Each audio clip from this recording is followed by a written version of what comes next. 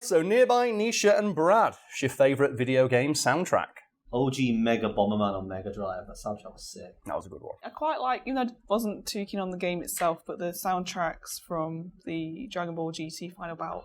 That's me. Dragon Ball, they always just get the butt rock of butt rock, or the buttiest of butt rock. The Nier Automata is a video game about robots with gigantic slappable asses. Oh. That's all I know about it. It's the only thing a lot of people know because 2B, that it's so round. The entirety of the game revolves around how round that ass is. Like, there is a mechanic in the game to explode all your clothes off so you can see the ass in more defined detail. What? Yeah.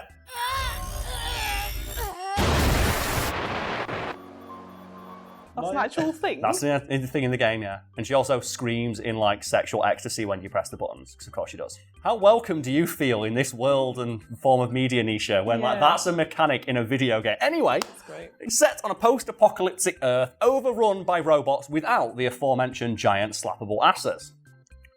I'm going to keep saying it because it's so funny. No, I'm rolling my eyes at how it's not equal. Like, if they're gonna, everyone should have a massive ass. If that's That the I am. universe. Like, we could talk about that in a mix. I'm a big proponent of that, but we'll get through the intro first. Like, widely praised for its sprawling, albeit incomprehensible storyline and hauntingly beautiful setting. And the tone of the game is firmly established by its music. Music I feel compelled to mention is near exclusively recorded in a made-up language called Chaos Language. Is it as funny as Simlish?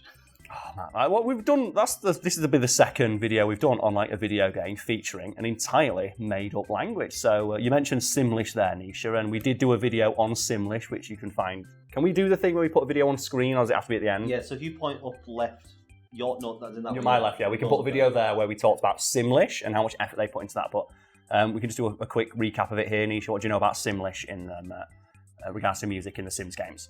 Say Rick Astley music. Simlish. In regards to. In regards to, sorry. regards Rick Astley might have done a Simlish cover and never going to give you what Wait, you don't what? know. Because I know, like, the songs on it, they got the musicians to sing in Simlish. Yes. Like, I think Katy Perry, because there was a Katy Perry Yep. expansion. And every time I get a new expansion, I always look at what music they've added. Because I'm Yes. like, oh, what bands do I know? So they have, like, Paramore, I think the Somerset.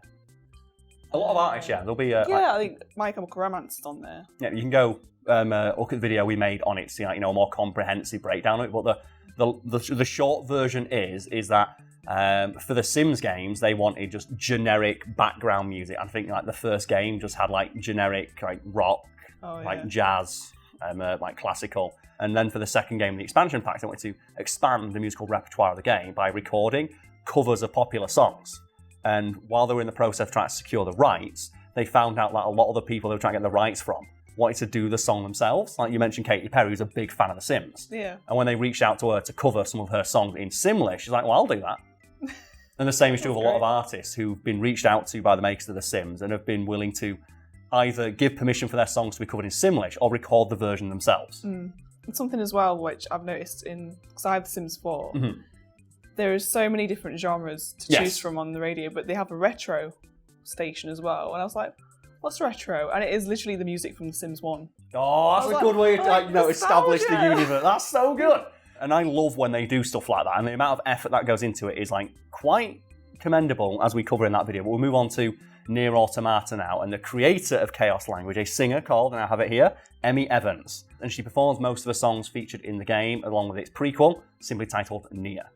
And she is regarded as the creator of Chaos Language, which she imagined as what language would sound like thousands of years after humanity had like shit pushed in by robots.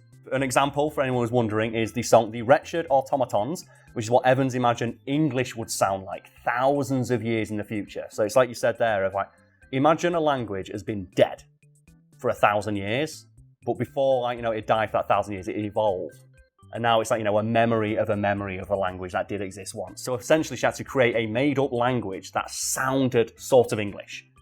And it had English intonations, and it just had that distinctly English-sounding pronunciations to some of the words. It's starting over, it feels so later.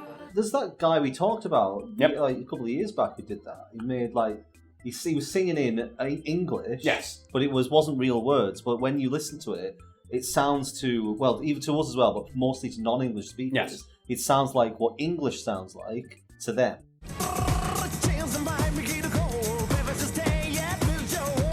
I guess if you want to see the full story there, you can go click on this video where it's mentioned. Sorry to interrupt. We forgot to mention when recording that this particular video is sponsored, so here's Lucas to tell you a little bit more about our sponsor. Hi everybody, Faraway Lucas here, and I'm excited to tell you that this video is sponsored by a previous partner of ours, Established Titles. That's right everybody, we're here once again to make the small wood happen. Established Titles gives you the chance to become a lord or a lady while also helping you preserve the natural woodlands of Scotland and help with global reforestation efforts. The title pack available entitles you to at least 1 square foot of land in Edelston, Scotland, and it also comes along with a nifty certificate that will tell you exactly where that plot of land is. In fact, Lady Nisha herself got a certificate from Established Titles due to a previous sponsorship. And the first 200 people that use the code FATFIEND10 when purchasing their title pack will be guaranteed land just by Lady Nisha's, which means that we can help build the Smallwood. Along with your purchase of a plot of land, Established Titles also works with 2 global charities, One Tree Planted and Trees for the Future, which means that a tree will be planted in your honour to help with reforestation efforts. In line with Scottish customs, owning this plot of land does officially let you change your name to Lord or Lady, and that means that you can put it on like your plane tickets, your credit cards, your dating websites, whatever you'd like to use it for. Plus it also comes with the ability to purchase a couples pack, which means that you'll get adjoining plots of land so that you can become lords or ladies together. So I'd like to thank Established Titles once again for sponsoring this video. If you'd like to check it out, the link is in the description below, and you can help build the Smallwood with us. But for now, it's time for the rest of the video. To bring it back to Nier Automata, English wasn't the only inspiration. For example, the song Kane, I have it here, is based on what she imagined Gaelic would sound like a similar amount of time into the future. Which begs the question, how do you know what Gaelic would sound like 1,000 years after humanity has ceased to exist?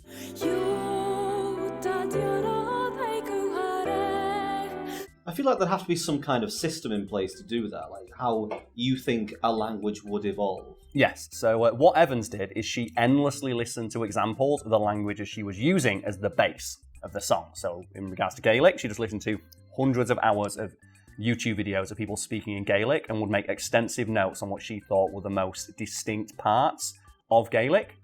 And then she would then try and create her own gibberish version of it that fit with the melody of the song that she was singing. And she would continually check back to make sure her made-up pronunciations of her made-up version of this language that does exist sounded right.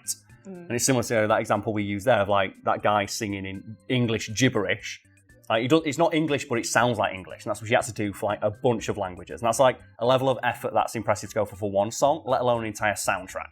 Yeah, so that's a lot of research, a lot of effort. And I suppose you'd have to get other people to listen back to it. So if you listen to the same things all the time, you're like, I don't know if this sounds correct. It's like, you know, when you've been drawing something and you're staring at it, you think, I don't think that looks right anymore. But then you come back to it later, you think, actually, no, it's all right. I guess you'd have to get in a load of people like, does this sound like English kind of like from 1,000 years in the future? And that's it's such a weirdly specific prompt, isn't it? But like, the thing is, though, we're not done yet, because in addition to, and I've got the list of languages that she used here, like Portuguese, Spanish, French, in addition to a host of other ones, she also created an entirely new language for the song called Song of the Ancients. And that was like an entirely new song that blended together elements of all languages which she'd used so far.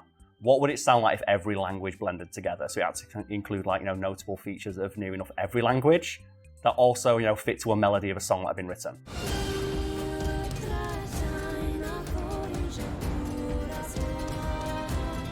I'd love it if it was just this really beautiful melody and in the middle is just balls. We don't know what was in there, but what makes this super impressive to me is that Evans was literally given a 2-word prompt when creating the soundtrack: imaginary language. That's it. That's all she got given, and what she created was like this amazing, like 2.5 hour long soundtrack for this video game. So what languages does she speak? Well, according to Evans herself, she's fluent in English, French, and Japanese, but she's familiar with about a dozen other languages as a result of the aforementioned YouTube technique, It was like, she's filled her mind and just a peripheral with these languages for months at a time. And the fact that she was able to create this entire soundtrack, basically from nothing, she had a 2-word prompt and that was it, I think is part of the reason why she was headhunted to do exactly this kind of work at 16 years old. What? Yes. Kind of makes you feel shit about yourself, that, doesn't it? 16 years old. I feel so lazy right fluent now. in multiple languages and able to create an entirely new one for the background of a video game. What am I doing with my life? One of the amazing things about the soundtrack, though, is, like, as mentioned, the language she created entirely from scratch. If you listen to the song, like, just in the game, it sounds familiar. But it sounds familiar regardless of what, like, your native language is. And that is, in of itself, very talented. But then it's representative of the game, where there's this, like, feeling of familiarity, but also this haunting sense of loss, of something that's not quite there, because the environment is like, it's Earth, but there's nothing around. So you have that same sense of loss listening to the soundtrack. Like, there's something familiar here, but it sounds distant, and I can't quite place what it is. And it's the same thing when you're playing the game. Like, there's something familiar here, but there's something also quite off. There's something I can't place, and that's unnerving. Yeah, so that's quite creepy. And the blending of the soundtrack with the world they constructed makes for a very interesting experience. And then there's just a robot with a giant slappable ass right in the middle of it. I'm thinking of that character from Robots. I don't know if you've seen that film. I did years and years and years ago, yes. Aunt Fanny. She's a robot with a giant ass. And it opens like a trunk, like a car boot. Literal junk in the trunk. Next time, let's put a cab. So at the start of this video, Brad, you mentioned that you want equality in regards to giant slappable asses in your video games. And that is something I'm a huge proponent of myself. Yeah, like, if you're establishing a universe that this robot has a big ass, then all the other robots should have big asses. Yes. Yeah. It should be factory default big ass robot. Yes. The counter to that you always see is, like, a character like He-Man. And they'll point to a picture of He-Man. Oh, like, is that not unrealistic representation of a male character that's made for the female gaze? It's like, actually, no, it's not, because those kind of characters are not made for women. They're also made for men, because it's a power fantasy. And the statistic I always bring up is that the majority of women, not all women, but a majority, prefer more androgynous-looking men. And for the women who like, a bit of rough, like you like Jensen Ackles, don't you, Nisha? You like his beard and stuff. Yes. You don't, but he's not like a huge buff dude. He's in shape, but he's not like Arnold Schwarzenegger. He's not like comically out of proportion, like a video game character would be. Question is, Jensen before the beard or after? Both.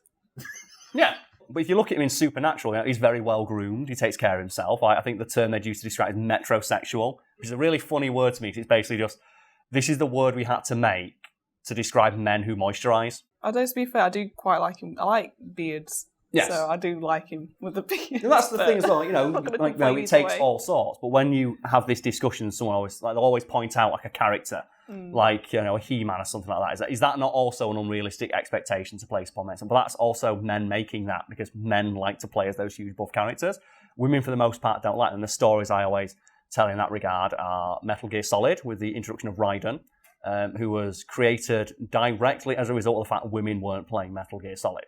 And when they asked women, like, oh, what do you think of the main character? Solid Snake, who is like, the typical action hero, like, stock character. He's gruff, he smokes, he's got the beard, the mullet, and all that stuff. And women, like, we don't like him. It's like, why? He's too gruff, he smokes. What would you prefer in a character? Well, I want him to be, more androgynous, like he's in a boy band. So they created Raiden. It's very rare that the gruff, like, when there's always the scenes of, like, the young women chasing the men, they are always, like, the ones in the boy bands who are, like, clean-shaven and have very, like, kempt hair. Or Bieber Fever, like, just a young lad, coming of age and looking very, like you say, quite androgynous in appearance. Yeah, it's if you go back through, like, near enough all of human history and you have those moments where there's, like, just the further from women over a man.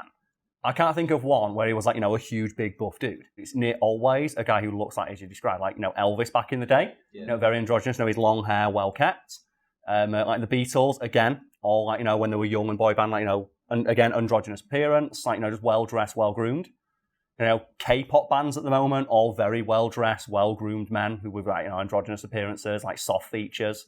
I'm trying to think of an enormously hunky man now who was like a big sex symbol. Yeah, like there's plenty of enormous hunky men. Like they'll be on the cover of like Men's Fitness or something like that, but they're not going to be on the sexiest man alive list, are they? And in regards to like, video games, stuff like that, and you said like, I want to have men with giant slappable asses. Something I comment on when I do my weekly Metal Gear Revengeance playthrough is the fact that Senator Armstrong is ginormous except for his ass.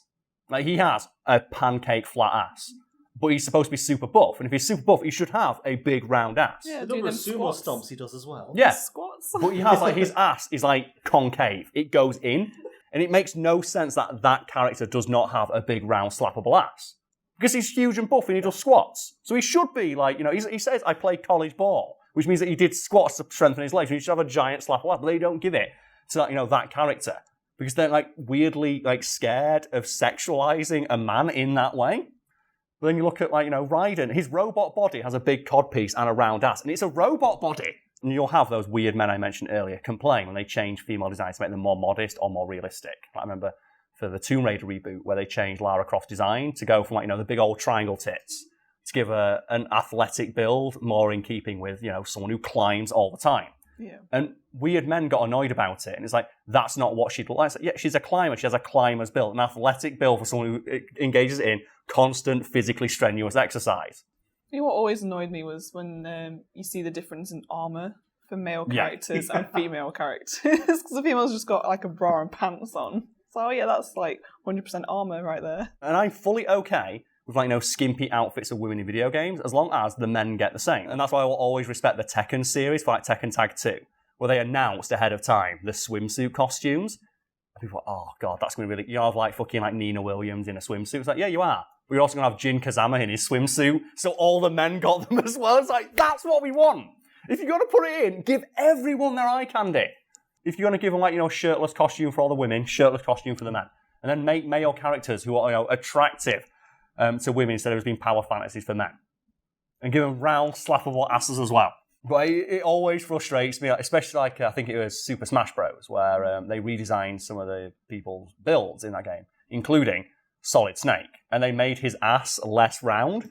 I remember me and Lucas talking about it, and Lucas came up with a great point. Of all the characters in that game, the one who has the most justification for having a big round ass is Solid Snake. He literally walks everywhere crouched. Yeah. He's never not crouched down. Have you ever tried to crawl in a box? Exactly. He spends a lot of muscle. He spends 90% of his time crouched. He should have a round ass. I'm fine with it being in there as long as it's equal for both. And it can be explained within the context of the story, which it can be for Solid Snake. There's a justification for him to have those giant ass cheeks. Same with Raiden, who I contend, when he's a robot, has more justification for wearing high heels than near enough any female character in any game. Because they're tactical high heels he uses to hold his sword. He has an in-universe explanation for having high heels on. Yeah, that's the thing. I'm happy for 2B to have a giant, big, slappable ass, but, It's better for everyone. More asses to look at. Yeah. We're talking about more asses, not less. Yeah, that's the thing. I don't want them to take it out. I want them to put more in. I want to put in eye candy for everybody, because video games are for everyone. And then all the animals should have big asses for the animals that might watch you play the game. That's what. I do those things when dogs are watching, when dogs get annoyed when the dog's on screen. You want that. What would be the funniest animal to have a giant ass? I'm thinking a bird. No, gorilla. But gorillas do have a giant ass. Yeah, that's why it's funny. It's can we just now put in to end on that clip from the Donkey Kong TV show where he has a weirdly defined and round ass, and everyone just takes that screenshot out of context and yeah. Wait. Yes? Donkey Kong got that cake. Should wear a donkey thong. Oh man. Oh no.